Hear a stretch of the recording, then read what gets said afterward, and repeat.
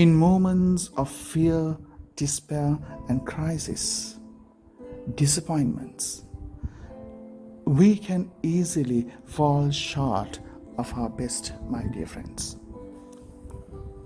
With that fear, we can sometimes deny people. With that fear, we can sometimes hate people because we do not know what we are uttering, what we are asking, and what we are saying, my friends, and doing. This happened even to Peter, our church's first apostle and pastor. On the night when Jesus was arrested, Peter rashly denied Jesus 3 times in the courtyard of the high priest. Months later, when Peter was back earning his living as a fisherman, then risen Jesus appeared to him by the lake shore and 3 times asked him the question, "Do you love me?" Peter was no longer the impulsive, boastful man he once had been, my dear friends.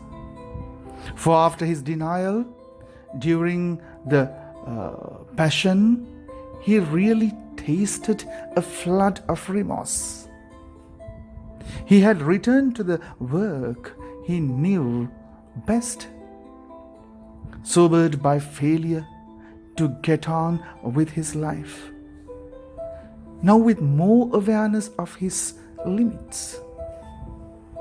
Knowing his own weakness, he had learned compassion of others. He became the right man to lead the followers of Christ, my dear friends. 3 times Peter had denied having anything to do with Jesus. But the Lord gave him the chance to make amends by asking him 3 times, "Do you love me?" The question was not, "How could you have let me down?" but rather, "Do you love me?" It is pointed to the present, not the past. The past was then. It is now that counts. When Peter humbly answered, "Lord, you know I love you," he is called to be a pastor. Feed my sheep. This vocation led Peter to a wider field of mission, bringing the message of Jesus first to Joppa and then to Antioch and later on to Rome itself. Generosity and openness to the Holy Spirit became the hallmark of his ministry. As such, he is the rock of the church and patron of all who share his apostolic ministry and spread the love of God, my friends. Even though Peter spoke with authority, he treated others with patience and respect, as reflected in his epistle, when he urges his fellow church elders to feed the flock of God that is in your charge, and do not lord it over those in your charge, but be examples to the flock. It's clear in 1 Peter chapter 5 verse 1 to 4. He is able to love and be loved, able to value the ideas, talents of others, understanding human weakness, and ready to follow Jesus at all costs. This is the authentic Peterine ministry that our church reveres and longs for, my dear friends.